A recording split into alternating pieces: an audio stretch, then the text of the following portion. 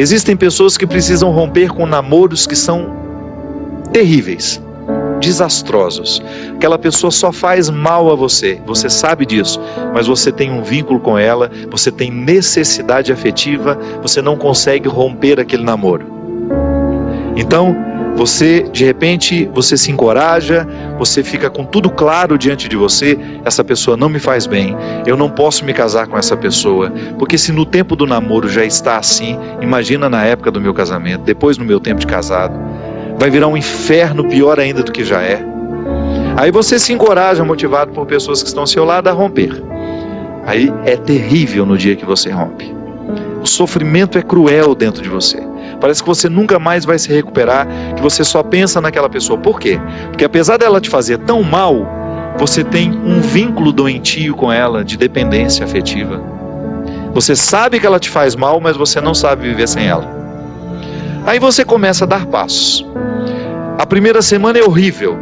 Você sofre, você chora, você não pode ouvir a música, você não pode sentir o cheiro, você não pode ver aquele pedacinho de não sei o que ele esqueceu lá na sua casa, que tudo aquilo é terrível. Mas de repente você começa a dar passos de libertação. É como se você estivesse andando na direção de uma terra que só vai te fazer bem. E um mês depois aquele sofrimento ficou melhor, 2 meses depois aquele sofrimento melhor, e de repente você não está nem mais lembrando. Claro que ainda existe ali um vínculo silencioso sendo desarmado, porque a dependência afetiva, ela não morre da noite para o dia. A gente precisa, é como se você fosse sufocando uma célula cancerosa com o processo da quimioterapia, sabe? Que você vai retirando a vida da célula cancerosa, que é a célula que nos mata. Aí digamos que 3 meses depois, você encontra de novo com aquela pessoa, e você tem aquela famosa recaída. Aí pronto. O castelo que você estava construindo, o chão que você tinha andado, que tinha sido tão difícil, você joga fora e você volta para o Egito, você volta para a escravidão. Você faz o mesmo que os companheiros de Moisés queriam fazer: voltar a comer a cebola, voltar a comer o alimento podre, estragado. Aí você reata aquele relacionamento porque ele é doentio e você não cuidou da devida distância que você deveria manter. Porque quando você tem essa dependência afetiva, você tem que estabelecer a distância, porque senão você não se cura. Você tem que parar de querer saber da vida daquela pessoa, porque senão você não se cura. Você precisa parar de ficar fuçando o Facebook dela, porque senão você não se cura. Você precisa parar de ficar investigando a vida. Onde que ela foi? O que ela está? Você tem que cessar todos os pontos que podem lhe fazer querer voltar para o Egito, porque senão você nunca vai se libertar. Aí 3 meses depois você está bela e formosa já, matando a célula cancerígena, você vai dar mais uns beijos na boca, volta àquela dependência horrorosa e o inferno retorna na sua vida. Na sua primeira semana é até bom que está tudo voltando. Daqui a pouco, minha filha, você está no inferno pior do que você estava 3 meses atrás. É assim. Quando a gente não sabe viver o desconforto que nos edifica, a gente se boicota o tempo todo. É como parar de beber, é como parar de fumar. Você fica sem fumar 1 ano e você comemora porque você parou de jogar aquela toxina cancerígena no seu organismo, e de repente você vai lá e acende um cigarro de bobeira e aquele vício volta como se fosse um monstro capaz de te comer inteiro. Pronto. Todo aquele sacrifício que você fez dos primeiros dias sem fumar vão para o saco. Por quê? Todo aquele sacrifício vai para o saco. Por quê? Porque você não foi capaz de viver o desconforto de renunciar. Minha gente, é impressionante como essa mão de Deus nos auxilia assim, nos fazendo conscientes do que nós precisamos romper na nossa vida. São situações que a gente precisa estabelecer limites para elas, porque senão a gente não vai ser curado nunca. A gente vai ficar eternamente doente na fila dos necessitados, chorando e mendigando um pãozinho de bondade do outro, um pãozinho de afeto do outro. Pelo amor de Deus, nós não fomos feitos para isso. Nós não fomos feitos para ficar arrastando dependentes afetivamente dos outros. A gente foi feito para amar. E o amor só tem sentido na nossa vida se for para nos edificar, se for para nos ajudar a atravessar o desconforto do deserto. Caso contrário, ele não faz sentido. Esse pseudo-amor, esse falso amor que às vezes a gente diz sentir um pelo outro, que não nos ajuda nos desconfortos do deserto. Eu preciso viver os meus desertos, você precisa viver os seus. E os verdadeiros amigos são aqueles que reconhecem os desertos que o outro precisa passar e fala: isso mesmo, vamos passar por esse deserto porque você precisa dele. Agora, a Poliana, ela quer aquela vida feliz, ordenada. Lembra daquela personagem? A Poliana, onde tudo era o jogo do contente, né? Para com isso. Assassine esse instinto infantil que existe dentro de você, que lhe faz ter medo dos desconfortos da vida. O desconforto da vida, quando bem vivido, ele só nos torna melhores. Tira essa máscara de coitadinha que você gruda na sua cara para os outros terem eternamente pena de você. Você só perde tempo na vida assim. Que bobagem! Deus nos segura na nossa mão é para a gente ter condições de atravessar esse deserto. Não é para ficar recaindo eternamente e voltar a comer as cebolas do Egito, porque a gente teve dó de nós, porque a gente teve dó do outro, não. A caminhada é para frente que se vai. E chega um momento quando Moisés chega diante de Deus e fala: agora você resolve essa situação, porque eu não sei mais o que fazer.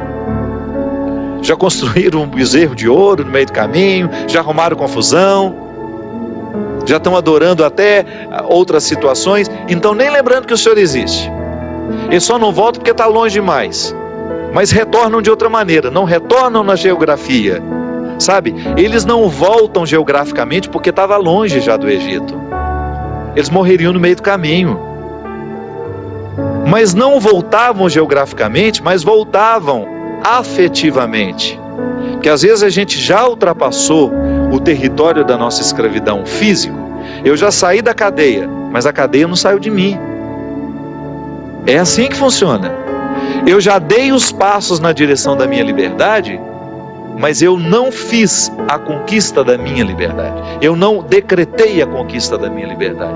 Então eu fico afetivamente preso ao meu passado, lamentando as cebolas do Egito, lamentando o namoro que terminou, a situação que foi terminada, a amizade que foi traída. Então, quando Moisés está diante do Mar Vermelho e ele fica apavorado, porque agora eles não tinham mais para onde ir, ou atravessavam o mar ou voltavam para o Egito, e o exército do faraó já estava chegando para capturá-los, o que ele faz? Ele tem uma reunião particular com o Senhor, né? Uma audiência particular de urgência. Liga lá para o secretário de Deus e fala: pelo amor de Deus, você pede para ele me atender hoje, que eu não posso mais ficar sem essa resposta. O exército do faraó está chegando. E aí ele acha que Deus iria dar uma resposta fácil para ele, né? Ia dar uma solução rápida. Não. O que Deus fala? Lembra, Gino? Lembra? Corre, né? Entra nessa água. Olha que frase forte. Diga ao povo que caminhe. Eu não vou fazer por vocês o que só vocês podem fazer. Eu vou dar todas as graças para que o milagre aconteça.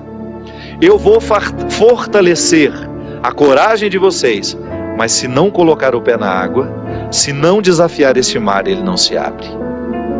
E foi o que o povo fez. Moisés à frente, certamente, cheio de medo também, né? Ai, meu Pai de misericórdia, o que vai acontecer agora? Quando ele começou a entrar, a colocar os pés na água, Deus faz a sua parte. Minha gente, a nós nem importa se isso aconteceu dessa maneira mesmo.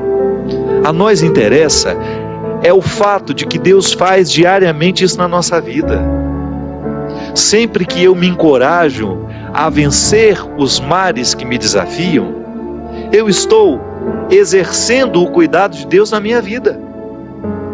Sempre que eu me encorajo a colocar o pé no mar que me ameaça, eu estou cumprindo a parte da promessa de que Ele estará sempre ao meu lado. Você faz a mesma coisa. Sempre que você desafia os seus mares, sempre que você enfrenta os seus desconfortos, quando você não tem medo do desconforto que lhe chega, quando você olha para ele de frente, você fala: e agora? O que é que nós vamos fazer a partir desse momento? O que você me traz de bom? O que você está me desafiando? Eu vou aqui recrutar as minhas melhores partes, porque só isso me interessa. Se o desconforto me chega, eu preciso atravessar esse deserto para poder alcançar essa parte da terra prometida que me espera. É assim que funciona. Não há uma fórmula mágica para a vida. Ainda que a gente não acreditasse em Deus, nós teríamos de viver os desconfortos que nos fazem crescer. Ainda quem não crê em Deus precisa enfrentar os desconfortos de sua história, de sua existência.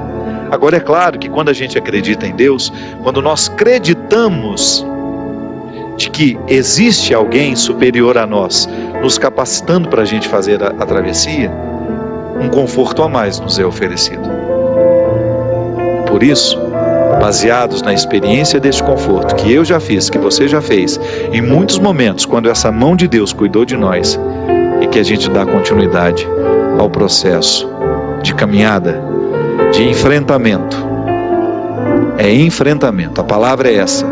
Se a gente não vive os enfrentamentos diários dos nossos desertos, dos nossos conflitos, dos nossos medos, a gente nunca vai chegar ao conhecimento da terra que Ele nos preparou.